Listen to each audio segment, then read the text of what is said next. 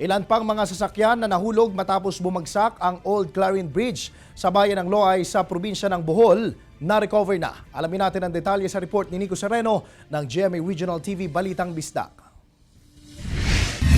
Matapos pansamantalang ipahinto noong Biyernes, muling nagsagawa nitong weekend ng retrieval operations sa mga nahulog na sasakyan sa ilog ng bayan ng Luay sa probinsya ng Bohol. Target na iahon ang mga sasakyang hindi nabagsakan at natabunan ng gumuhong lumang steel bridge. Kaya tulong-tulong ang mga diver mula sa iba't ibang grupo para ma-retrieve ang mga naturang sasakyan. Noong linggo, 2 sasakyan ang na-retrieve, Avanza na kulay sky blue at gray.